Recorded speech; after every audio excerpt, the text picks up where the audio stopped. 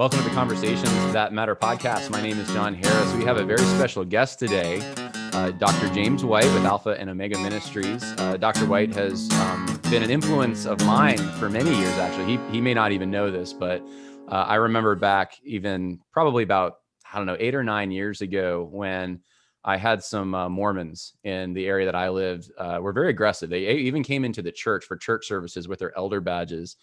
And I went and I met with them for hours. And I remember the first meeting we went in circles. And then I decided to do some homework. And that's when I read Letters to a Mormon Elder.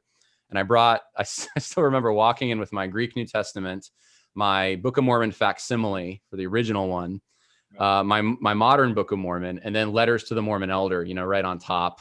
And I walked in and they saw that, and I'm pretty sure I'm still banned in that area. You are. So, but anyway, thank you so much for your work, for your books, for all the material. It's been inspirational and it's been helpful for me.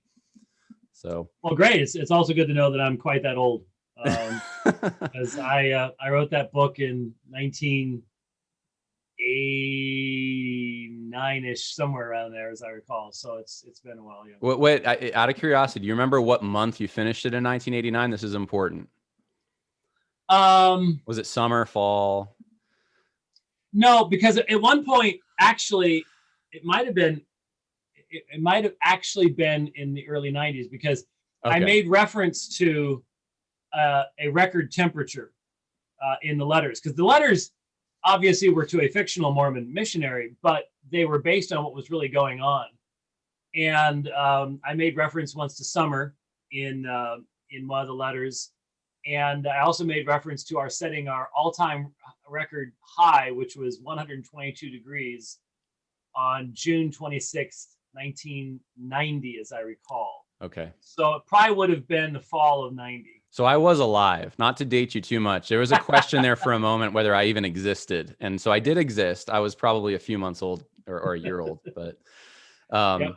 But anyway, we have an important topic that I've asked you to talk about, because I noticed you've been pretty vocal on Twitter and on your program about concerns over a bunch of things, but the Equality Act and some of the COVID lockdowns, immunizations, masks, being things that you're not really going along with, you're concerned about. And of course, you've kind of taken to task Christians who use Romans 13 and other passages to try to justify church complicity, Christian complicity in these things. And so I was hoping, just kind of at just a simple level for people who are trying to understand this, Romans 13, 1 Timothy 2, praying for leaders, 1 Peter 2, submitting yourselves, like Romans 13 says, these all seem to indicate that Christians have a duty to submit to the government. So if the government says something like, you need to lock down your church for an indefinite period of time because of a health risk,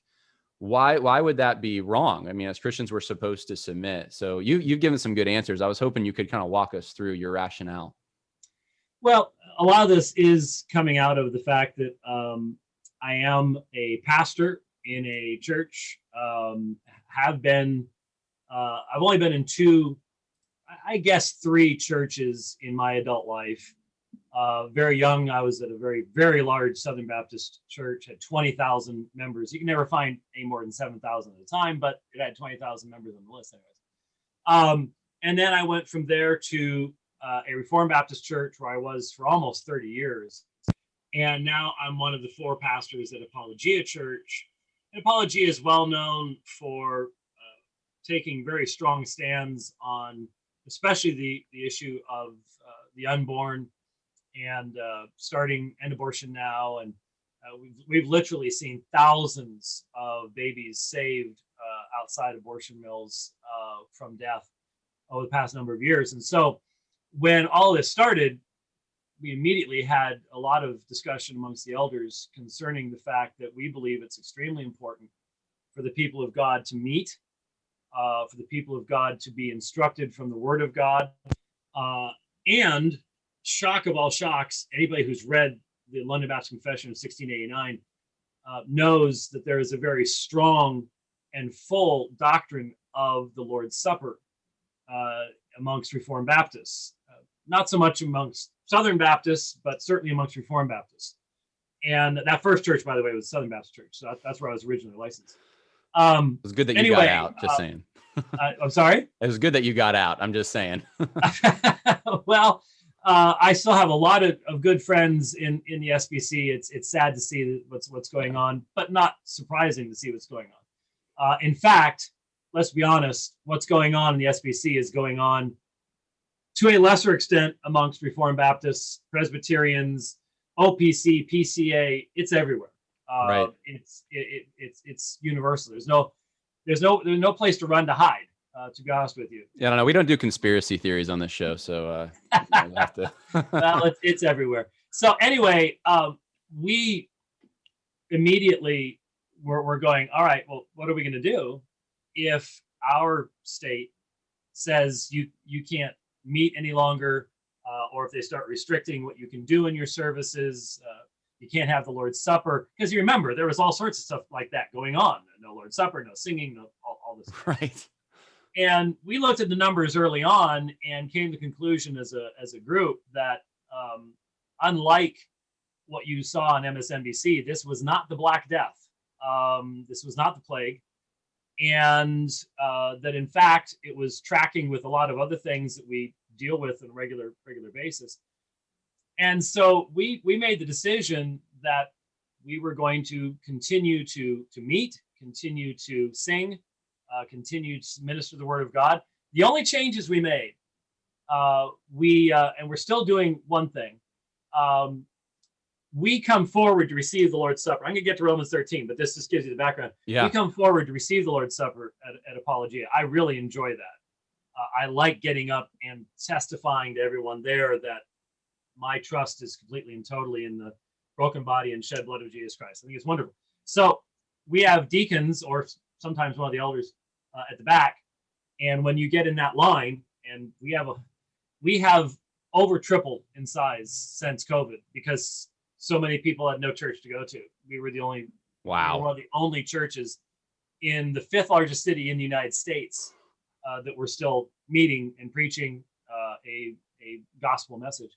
So we've got a long line of people now, but we have hand sanitizer in the back. And so we call it the blessing of hand sanitizer, because we come up and you take the bread, you take the cup, and so that's what we've been doing.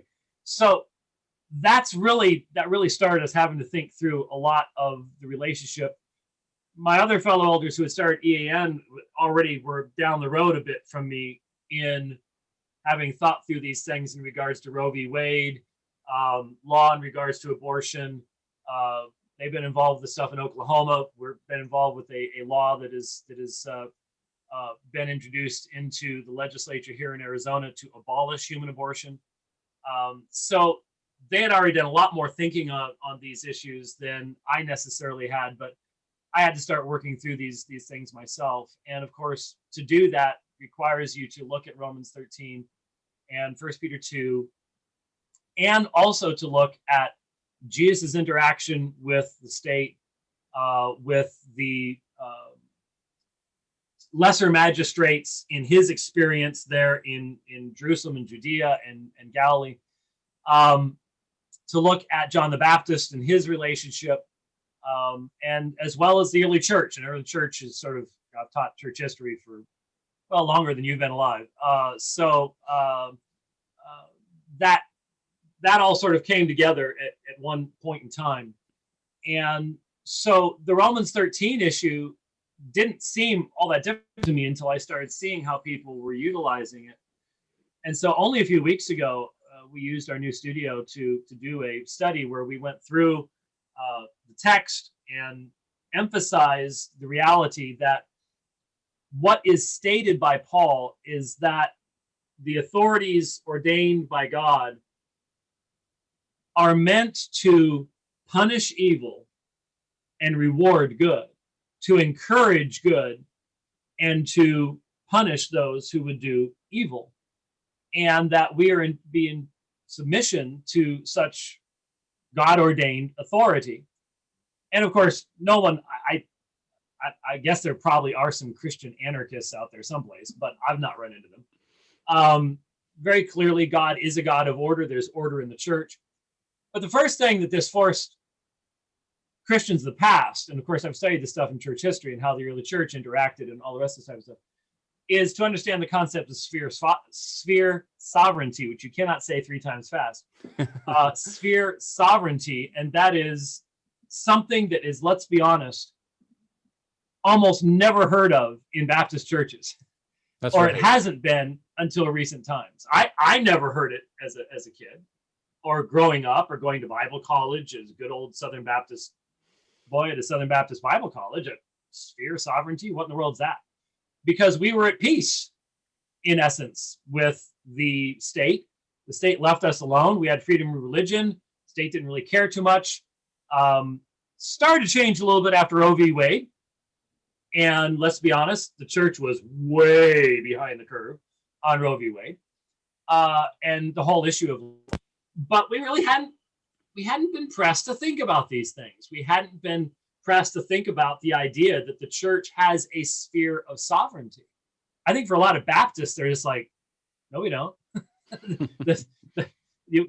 And when you think about it, what's in almost every Baptist church up at the front, over in the corners? Dusty, but they're over in the corners with gold braid on the fringes. Yeah, flag. An American flag and a Christian flag, right? Yeah. I've seen it all over the place. And that's just Christian nationalism. That's what that is. Well, right, exactly. I was raised in that mindset that you've got that sphere over there, and this is our sphere over here, and this is the spiritual stuff, and that's the governmental stuff, and never shall the twain meet.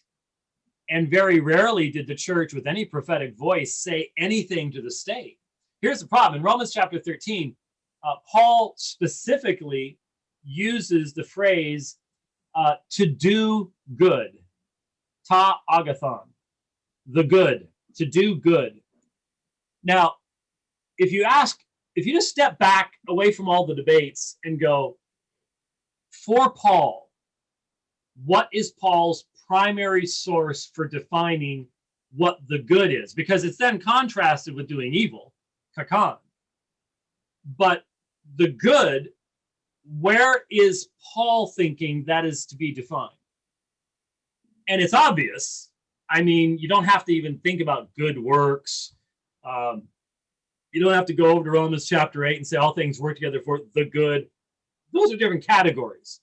When you're talking about law, and when you're talking about punishing evildoers and rewarding those who do good, where's Paul going to get that? Well, he's not getting that from Nero Caesar. He's not getting that from the Roman ethical writers of the preceding century, as interesting a read as they are, and he would have known them. That's one of the things that made Paul special, is he was well aware, given his upbringing and his education, what they had said. No, Paul is going to derive that from the scriptures, from what God has said in his law. And part of the problem is that most evangelicals, I'm just going to throw this out here, I'll defend it. Most evangelicals are antinomians. They just go, we're not under the law, we're under grace. And as far as justification is concerned, that's all true. And you can never earn God's grace. You can't merit anything from God. All of that's true. None of us have ever kept the law. All that's true. But be right in the middle of talking about justice by faith. Remember, in Romans chapter 3, Paul says the law is good. And he says to Timothy, the law is good if a person uses it lawfully. Right. And so the law is a good thing. The law defines for us what is good and what is evil. And in Romans chapter 13, he is describing the state that is doing what the state is supposed to be doing. Now, the problem is there's never been a state that has done that perfectly. We should strive to inform a state as to how it can have God's blessing. Because I spoke at our pro-life rally when we announced this legislation we're trying to get through, abolishing human abortion in Arizona.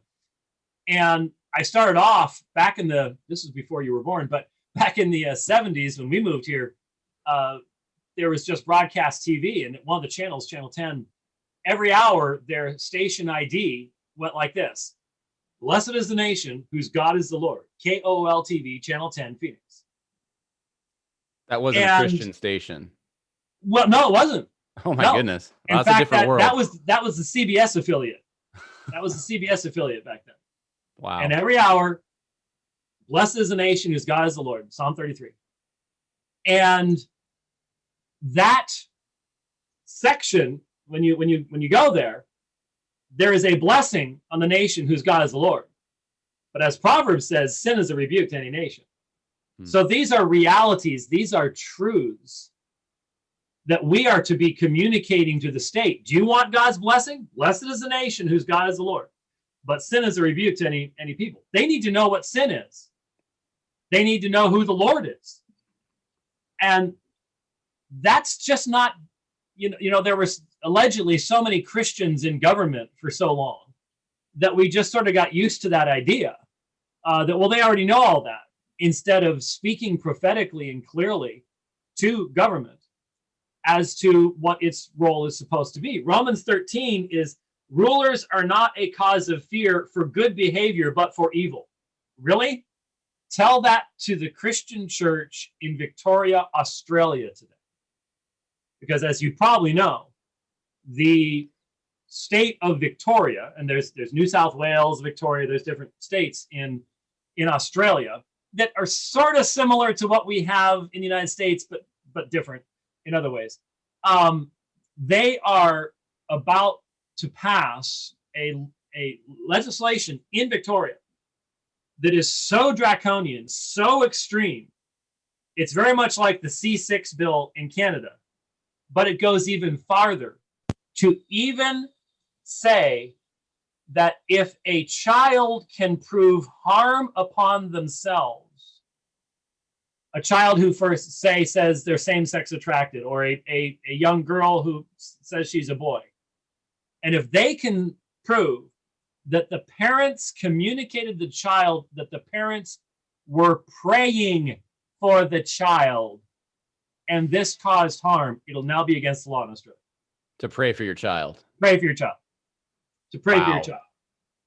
Now, you look at Romans 13, for rulers on a cause of fear for good behavior, but for evil. Is it good behavior or evil behavior to pray for your children? It's good behavior. That's good behavior. Yeah. So if the state is punishing good behavior, this isn't the state Paul's talking about.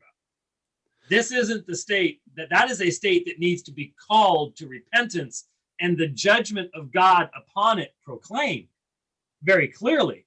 And it becomes the duty of any Christian. It's the duty of any Christian parent to pray for your children. If the state says don't pray for your children, open the windows and pray loudly for your children. Like Daniel. Yeah. Like Daniel did. Exactly. No question about it. What do you do? We know this is how Paul lived. This is how Peter lived. I've pointed out that in Acts chapter 12, when the angel delivered Peter from prison supernaturally, Peter takes him off the road, and then he's about to leave. Peter doesn't go to the angel. Wait a minute. I'm sorry. Violated Romans 13. Yeah. Yeah, I believe in Romans 13. I need to go back now. No, that hadn't been written yet. That's why. Well, and there you go. Once it was, Peter felt really badly about that. And he really felt badly about the fact that his guards were executed because of course, by the end of the chapter, who else was killed? Herod himself. Yeah. God struck him dead. A secular leader. Oh, but he was religious. Well, yeah, tell him that. Anyway, the point is the apostles understood sphere sovereignty. And no, the apostles did not call for an armed rebellion to take out Caesar. There's no question about that either. But they also did not subject the church to Caesar's ultimate authority. They met in secret. We know that by the time of Tacitus, at the beginning of the 2nd century, so barely after the apostolic period, John could have still been alive, but probably had died just before that. Tacitus tells us that the Christians are meeting out in the open. They're meeting in secret. They're meeting before dawn in certain places, but they're still meeting, even though Rome said no.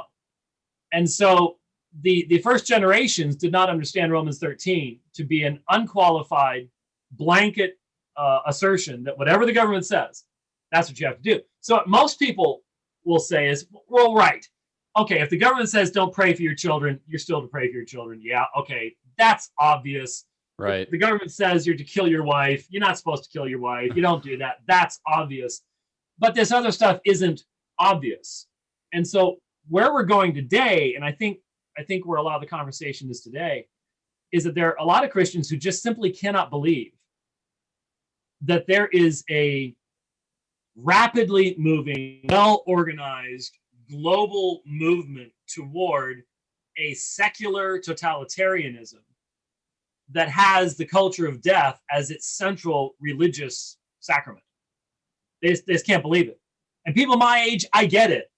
The world didn't change this fast when I was young. So it does really feel like the earth is moving under our feet. But there are just a lot of Christians that just cannot possibly believe that the Equality Act will do to Christian institutions, Christian schools, Christian churches, the things that it's going to do to those things, to those institutions. As the Australians are doing it, the Canadians are doing it, the Germans have been doing it for a while. Belgium, the Netherlands, the Scandinavian countries, it's global. It's literally all over the place. Not so much in Africa, but they'll want to get there eventually. Yeah, it's coming. They'll have some problems in Zambia. God bless Zambia. But anyways, they just don't want to believe it, and so they're just like, well, look, we just need to sort of get along for now and hope for the next election. This type of thing. And the reality is, in the process, we are taking one step, then another step, then another step, then another step toward our own subservience. And we likewise have come to that conclusion, not based on going, okay, Romans 13 says something about masks. It doesn't. But we, as an eldership, for example, have looked at the data. We've actually read papers. I have been cursed with the fact that I was a department fellow in anatomy and physiology at Grand Canyon University. I finished all my coursework for a Bachelor of Science degree, finished my senior boards. I was pre-med. I unfortunately know a fair amount about biology and hence virology and things like that. And I can read scientific papers. And I know you know this line, but it's becoming one of my favorite lines. Rod Dreher has repeated it for us so we can all know it. But right. Solzhenitsyn, right before he was kicked out of the Soviet Union, wrote to the Soviet people and said, "Do not live by lies," because that's what communism is. It's constantly living by lies. You are forced to repeat things that you know are not true. Isn't it wonderful, comrade, that our production is up 5% this year? You know it's not up 5%. It's down in the hole, and you know it. But you're told you have to say these things. You're living by lies. And are you familiar with the Dalrymple quote that I don't think so. Doug Wilson quoted it recently in one of his things. If you don't mind, I have it here. Oh, go for it. Yeah, I was going to look it up, but sure. Oh, this is one of the most important things that I have grasped recently, and this is just so insightful. Let me read it for you here. This is from Theodore Dalrymple, August 31st, 2005, in a front page magazine article. Here's what he said: "Political correctness is communist propaganda writ small. In my study of communist societies, I came to the conclusion that the purpose of communist propaganda was not to persuade or convince, nor to inform, but to humiliate. And therefore, the less it corresponded to reality, the better. When people are forced to remain silent, when they're being told the most obvious lies, or even worse, when they are forced to repeat the lies themselves, they lose once and for all their sense of probity. To assent to obvious lies is to cooperate with evil, and in some small way to become evil oneself. One standing to resist anything is thus eroded and even destroyed. A society of emasculated liars is easy to control. I think if you examine political correctness, it has the same effect and is intended to. Wow. Now, I don't know about you, but I'm seeing people all the time right now. There's this one guy on Twitter, and he keeps documenting the hypocrisy of people on the left. They say one thing, they do something else, and they're just wide open about it. And he just keeps going, I can't believe they're doing this. And once I read that, I'm like, I can believe they're doing this. And they're doing it purposefully. And you're just sitting there pointing at them doing it isn't going to accomplish anything, because that's what they want. They are humiliating you. In your face, we are going to say one thing and do something else. We're going to apply completely different standards here. That is the intention. Well, I think you had mentioned this kind of rhetoric today. Gina Carano, who was the star of The Mandalorian, is canceled. But meanwhile, Pedro Pascal, who basically posted something similar comparing the United States to Nazi Germany, still has his job. There was never a controversy when he did it, because he was doing it during the Trump era, comparing Nazism to Trump.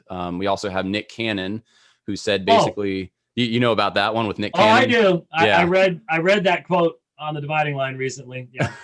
But there's another singer named Morgan Wallen, a country singer, who I guess was and so you see these two side by side. What Nick Cannon did was premeditated, and he wanted people to know what he said. He never apologized. He's got his job. He still believes it. He still believes it.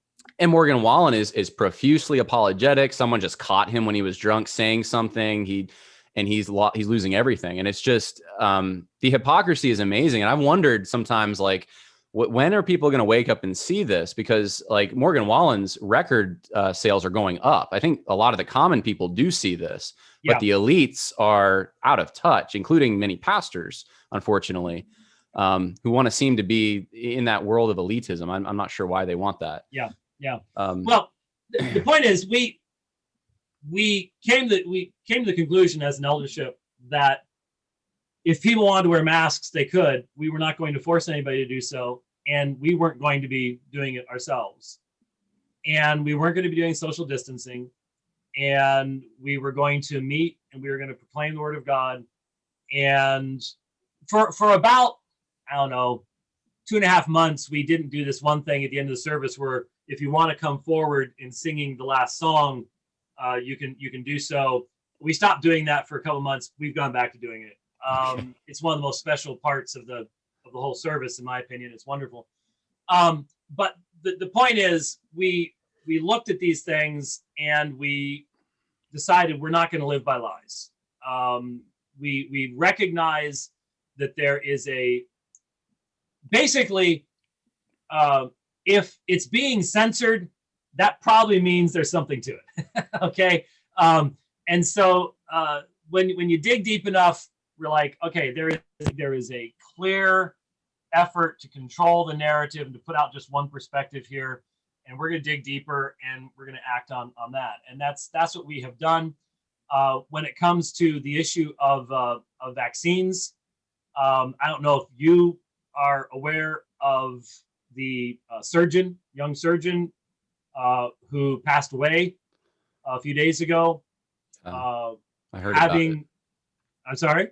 I heard about it. Yeah. Right. I started warning, and I'm not a medical doctor, but I know something about biology, and especially, in fact, the funny thing is, my senior year in college, when I was studying Greek and Greek syntax and all the rest of that stuff, I was also raising 35,000 Drosophila melanogaster fruit flies to study their genetics at the exact same time. So I was double major. Pumping them with radiation, I'm assuming, and what happens to them. No. Okay. But It was their eye color thing, which was really cool. And I can still smell the stuff we call fly gnat. Anyways, the point is, these vaccines are untested on humans. They didn't do animal testing, the warp speed stuff. Yeah. We are the test. We are the test group. And I asked a question because it popped in my mind about 2 weeks ago, and I know somebody that I can ask. I said, hey, what are the Chinese doing for vaccines? Have you thought of that? Yeah, that's a good question. I know. I don't know the answer to it. I didn't think they were doing much. Oh, what are they doing? They developed an old style vaccine using the old technology. They're not doing anything with mRNA or DNA. Interesting. Only we are. Catch that? Yeah. China has an old style vaccination for coronavirus. Why don't we? Why don't we? My greatest fear is ADE, which is antibody dependent enhancement. In all the times they've tried to use this technology before in this area, when they got to animal studies, this is why those studies stopped, because the animals died. Why? Because you can produce antibodies, but that's not a full immune response.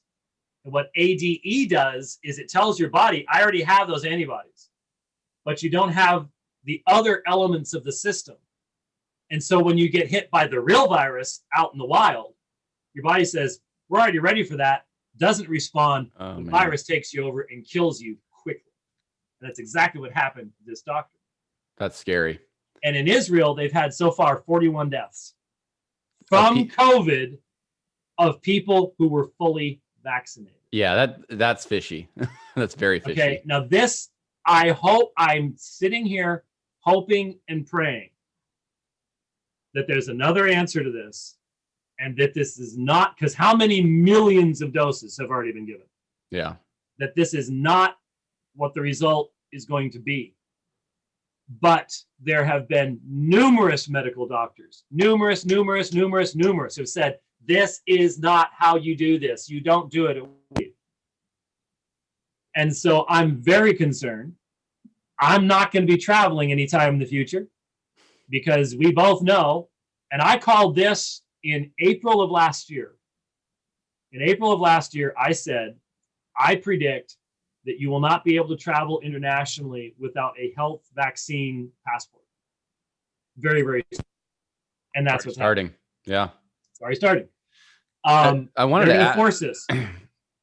Yeah, I agree with what you're saying. I mean, we're scared now. Everyone's sufficiently afraid, I think, probably who's listening to this, of the vaccine. I think the hurdles, I was hoping maybe you could address that some people have, because they've been trained this way from their traditions, is number one, you kind of touched on this, but because this relates back to Romans 13, the government can't force you to do anything that would limit the preaching of the gospel, but that's it. So it's kind of like this narrow view that, like, well, you can still preach the gospel and have a vaccination, or shut down your church, or I don't know, wear a mask, whatever.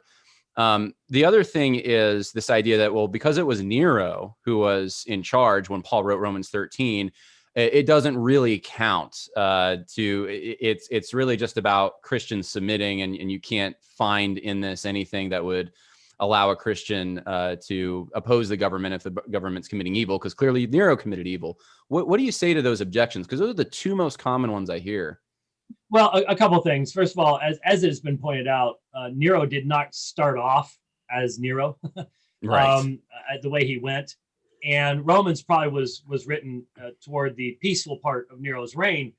And I believe, and this gets us into eschatology, and I've had some shifts in my thinking lately on that particular subject, but I believe that Nero is the one identified very clearly in the book of Revelation. I do believe in the early date for Revelation. And so don't tell me, if that's the case, don't tell me that scripture is nice about Nero. He's the beast. So if that's the case, then scripture very plainly identifies the source of his behavior, which was, I can't even start to describe the things that Nero eventually did. But there was a difference between the individual emperor and the empire itself. There was actually going to come a fairly stable period of time after Nero into the 2nd century, where you actually have some decent emperors that don't go crazy and do wild and crazy stuff like that. But they still persecuted the church. Mm.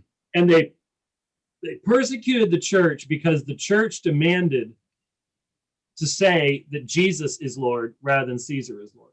That's right. So the church that stood up for its sphere sovereignty was the church that was being persecuted even by the good Roman emperors. And so when I'm not sure what the objection about Nero would be, other than I have heard people say, hey, Romans 13 says, be in subjection even to someone as evil as Nero. Right. As if Paul is actually saying you get to let Nero define what's good and evil. They never deal. I don't hear them dealing with what it says. Rulers are not a cause of fear for good behavior, but for evil.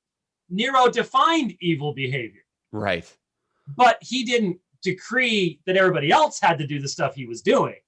Okay, so you have to go to, where did the church and Nero collide?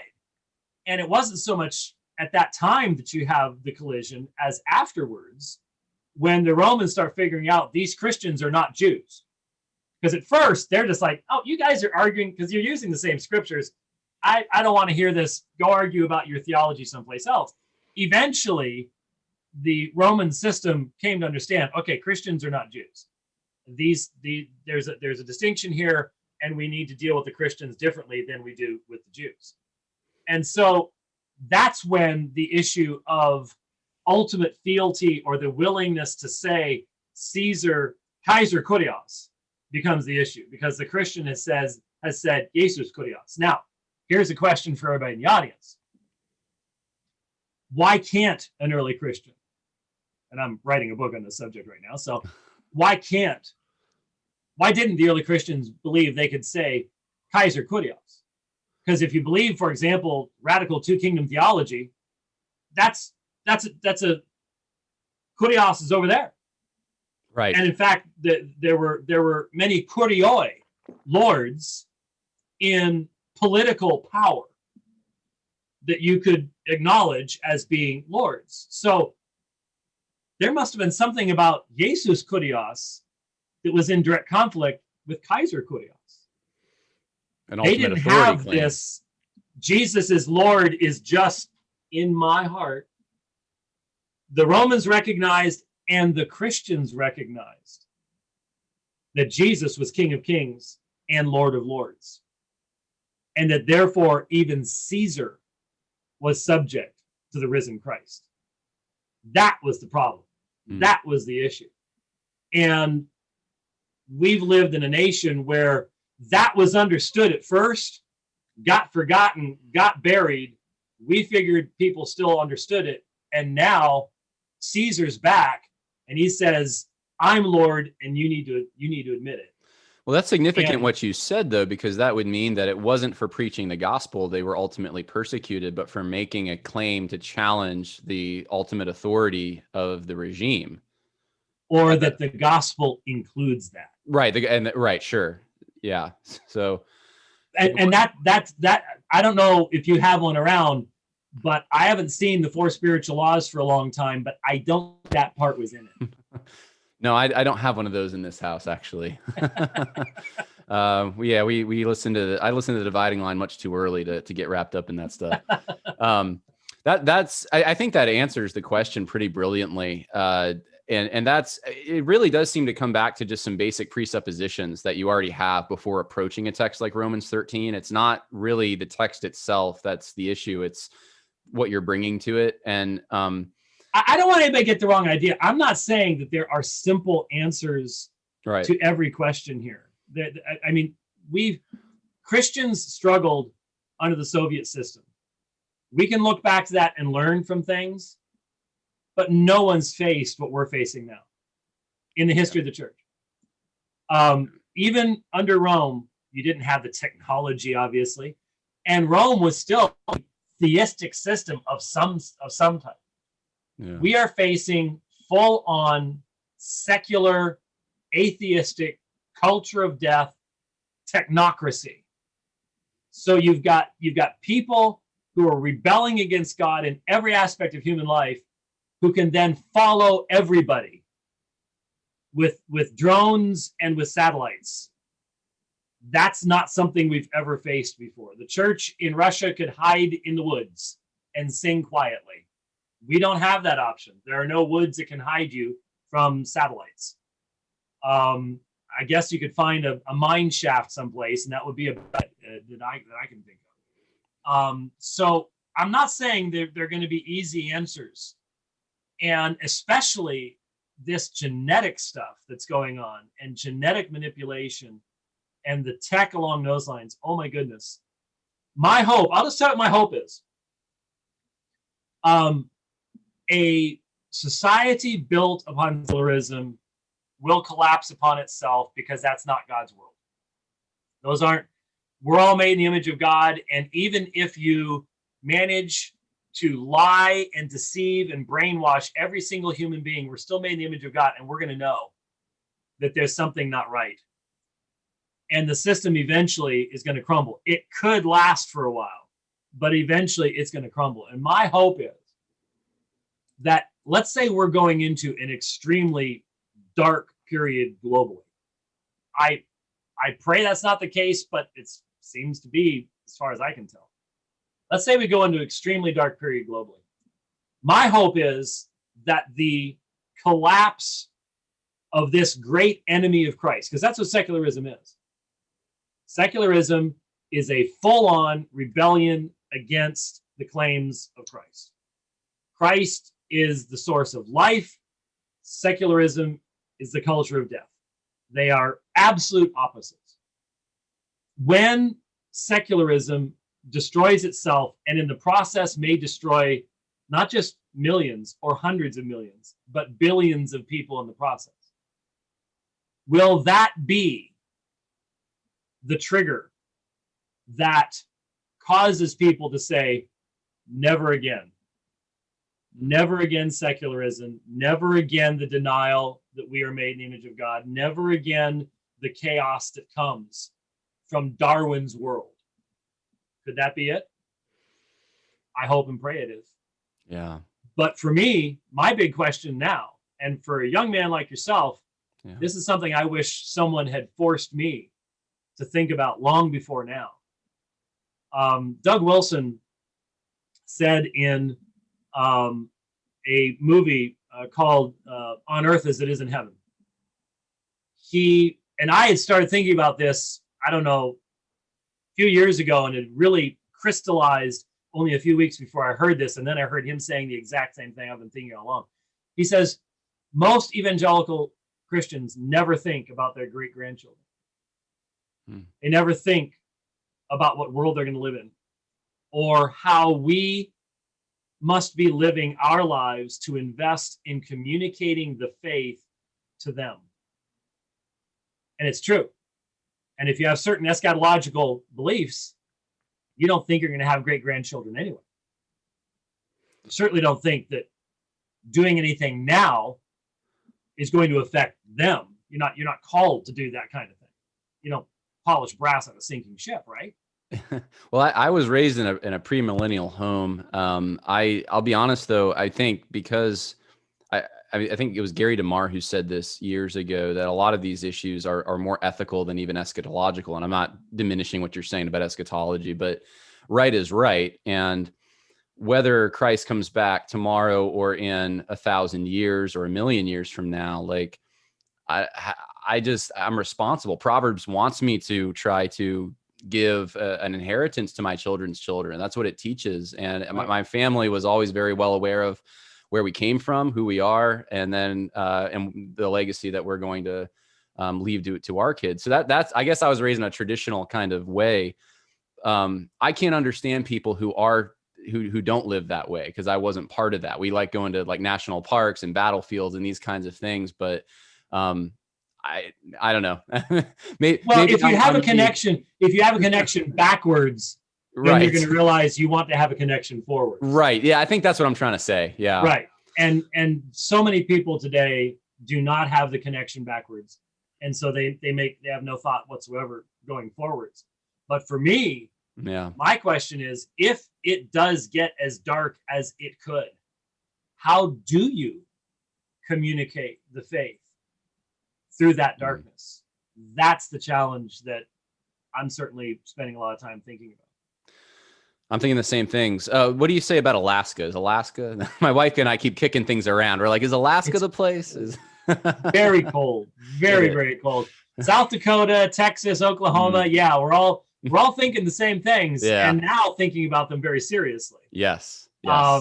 Because I would like to hope that there would be bastions of liberty and freedom that would stand tall, but I don't know.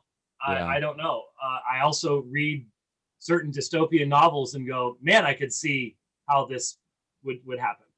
I can see the elements of it right now. There is one from 1975 called This Perfect Day. I don't know if you've read it. I haven't read that one yet. No. Yeah, you may not want to. Yeah. It's too close. All of them. I mean, 84, obviously, Brave New World, Fahrenheit 451, blah blah blah blah. But this Perfect Day just keeps haunting me, and it's from the mid 1970s. Well, I think it is. I would highly recommend it. It's on Audible. Grab it. You'll either thank me or curse me, depending on how you're feeling at the end. Well, I was watching a Francis Schaeffer video. I think it was the last episode in How Should We Then Live from 1977. And it sounds like he's talking about 2021. It's amazing because he talks about technocracy. So, well, I know you got to go. You got a lot of things to do. I appreciate you giving us some of your time here to talk about Romans 13 and some of the concerns. I'm tracking with you. And I hope this helps some of everyone in the audience, because I know we're all struggling through some of the same questions and having the same challenges thrust in our direction. But if you want to find out more about Dr. White or get any of his books, you can go to aomin.org. Anywhere else you want me to send people?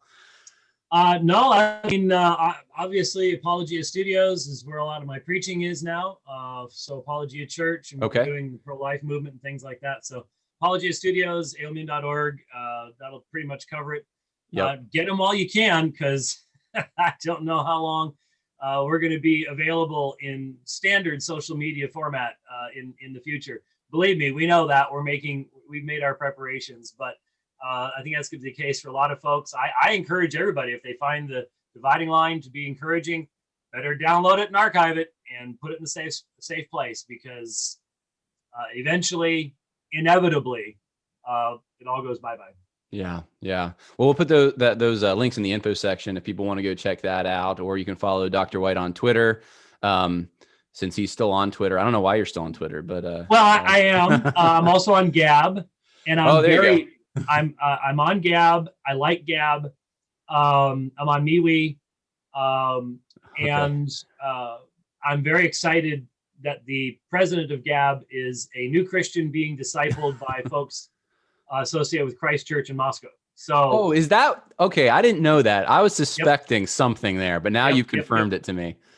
Yeah, Andrew Torba, I think is his name. Andrew Torba. He was just on Cross Politic yesterday. That'll drop this week. So there's the connection there, and that's exciting to me. Obviously, you're probably aware of the fact that Doug and I do a series together called the Sweater Vest Dialogues. I've seen some of those. And you know, we will eventually be debating each other again. We've debated each other a number of times in the past, and it's just another one of those wonderful examples of where you can disagree in the bond of unity when you've got a solid foundation. I hope that our disagreements have been helpful to people as well as our agreements, and in fact, I think they go together. So, I'm on Gab. I haven't been kicked off Twitter yet. I'm going to make him kick me off. I'm trying to, and it's not working all of a sudden. I don't know why. Give it time. Trust me. Okay. All right. Well, sounds good. I just figure be salt and light as long as you can. And I'm still getting good material for the Dividing Line and stuff via that means. So I don't see any reason to run off. So. Or as James Lindsay just said, throw sand in their gears, I think is how he phrased that. Yeah, throw sand in their gears. He's right. So. Yeah. Well, I appreciate it. There's a guy that if the world wasn't going insane, I would be pursuing for a debate. Jeff and I versus he and the Oh, Gozian right. on atheism. Yeah, he's a better because Christian theist than some Christians out there with how he thinks through some of these things. Well, he's a really, really sharp guy, and he's listening to us, and he can't help but have been impacted by the fact that it's Christians who are defending his right to speak, and yet challenging him from a Christian worldview perspective. I think that I would love to see that happen someday, but right now, to be honest with you, I'm not sure right now is the best time. No. But maybe sometime in the future. But got a lot of respect for him, but he is an atheist, and I've had dinner with him, and we've had very interesting conversations. It's been interesting. Yeah. Well, I appreciate you coming on to explain this stuff. And like I said, people can go to the links if they want to check out more. Thank you once again, Dr. White. Thanks for having me on. I hope it was useful.